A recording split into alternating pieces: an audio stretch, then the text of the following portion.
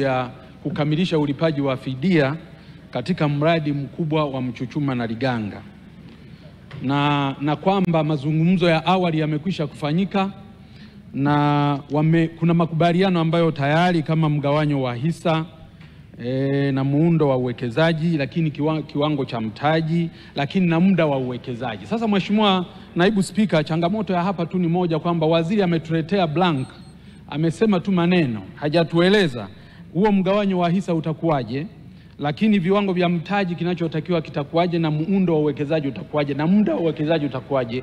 Kwa sababu kwa mujibu wa The Natural Waste and Resources Permanent Sovereignty Act number 5 of 2017 na Tate Act ya mwaka 2015 zinakataza majadiliano ya asili katika miradi ya uziduaji.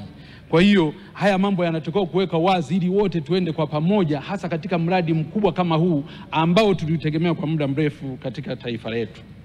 Mheshimiwa Naibu Spika, najaribu kuangalia mwenendo wa biashara na uwekezaji nchini tunavyoenda. Taarifa ya mwaka 2022-2023 kupitia dirisha la huduma ya uwekezaji la pamoja, yani One Stop Facilitation Center, inaonyesha kuwa miradi 240 ilisajiliwa yenye thamani ya dola milioni 14,387.17 sawa na shilingi trilioni 11.4. Miradi 94 ni ya wageni, miradi 89 ilikuwa ni ya Watanzania na 57 ya wabia. Kwa hiyo wageni walikuwa wanaongoza katika miradi iliyowekezwa katika kipindi hicho. Lakini mwaka 2023-2024 inaonyesha miradi ya maombi kwenye tume ya kugawa ardhi kwa ajili ya uwekezaji yalikuwa maombi 191, ambao kati ya maombi hayo 130 sawa na asilimia 68 yalikuwa ni kampuni za wageni, na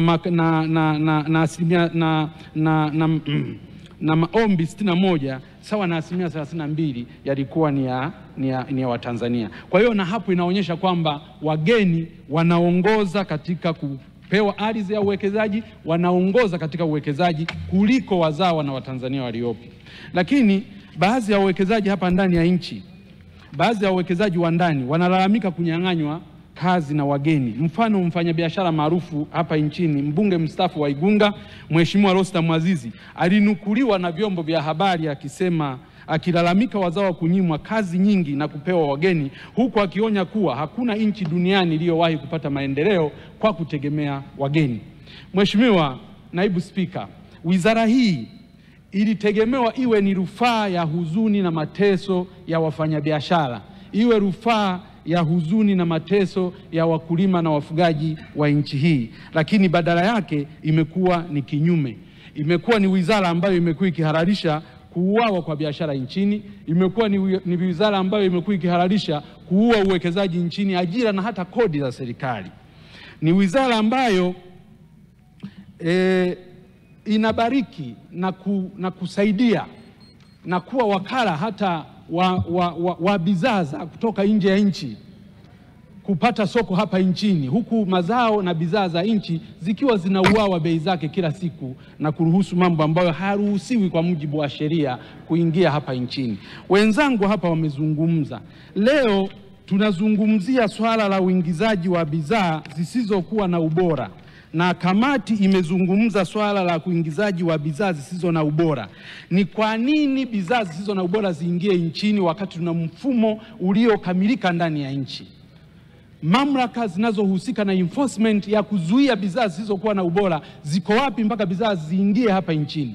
Unazungumza mpaka nondo zinaingia nchini. Nondo zikiingia nchini ambazo hazina ubora, maana yake tunaenda kujenga madaraja ambayo hayana ubora, tunaenda kujenga zahanati ambazo hazina ubora, tunaenda kujenga vitu ambavyo havina ubora na vyenye madhara makubwa.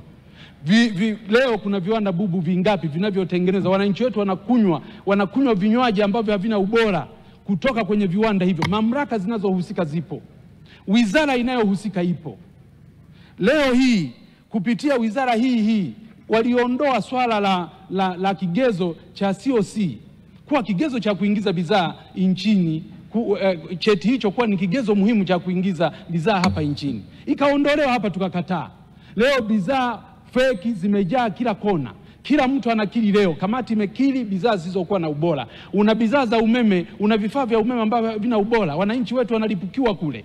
Leo hii wananchi wanapata ajali kila leo, kununua matairi ambayo hayana ubora, vifaa vya magari ambavyo havina ubora. Halafu tuna waziri ambaye anasimamia wizara hii, tuna taasisi ambazo zinasimamia wizara hii, wote wapo na wanakuja leo mbele yetu kuja kuomba pesa tena ili wakaruhusu watu wetu waendelee kupata ajali, waendelee kupata matatizo. Mheshimiwa Spika, leo naomba kama wizara hii haina uwezo wa kusimamia majukumu iliyopewa, na kama labda ilianzishwa kimakosa, basi bunge hili liazimie hii wizara ifutwe kati ya wizara za serikali kwa sababu haina sababu za kuwepo. Lakini la pili, kama ni udhaifu wa watendaji, basi tukaweke hiyo historia, kwa sababu hatuwezi kuwa na karoti tu kila siku, tuende na kwenye stick approach. Haiwezekani bunge hili linashiriki kupitisha leo bajeti ya watu kwenda kuwaidhinishia bilioni 93. Alafu wanachoenda kufanya ni kwenda kuangusha uchumi wa nchi, wanachoenda kufanya ni kwenda kuharibu afya ya Watanzania, wanachoenda kufanya ni kuua kodi za Watanzania, wanachoenda kufanya ni kuua uwekezaji hapa nchini. Sasa kama imeshashindikana, leo TBS wapo, FCC wapo, BRELA wapo, mifumo mingine yote ya udhibiti ipo. Mbona mambo mengine tukitaka kuyadhibiti tunaweza? Mheshimiwa, naongeza muda mpaka tutapomaliza. Hapa kunakuwa na changamoto gani ambayo inatufanya tushindwe kusimamia? Na kama mtu anashindwa kusimamia, sheria zinampa uwezo wa kusimamia, ameshindwa kusimamia, kuna mambo mawili: moja, ni dhaifu katika usimamizi, ni mdhaifu katika usimamizi. Lakini jambo la pili, kama sio mdhaifu kwenye usimamizi, maana yake biashara zinazofanyika za ovyo ni za kwake, au anaubia na hao watu ambao wanazifanya biashara hizo. Na Mheshimiwa Spika, kwa jambo hili lilivyo nyeti, ambalo linagusa afya za Watanzania, ambalo linagusa uchumi wa Watanzania, ambalo linagusa kodi ya Watanzania, na hatuwezi kukutana hapa kila siku tena kuzungumza hayo. Kama sio wizara kuvunjwa, basi hii kama ni utendaji mbovu wa watu walioshindwa kusimamia, waziri na watu wake, ikiwezekana. Asante Mheshimiwa, naomba dakika moja tu nimalizie. Mheshimiwa Mpina, asante. Kuna wachangiaji wengine kama 18 hapa. Nakushukuru Mheshimiwa, tuna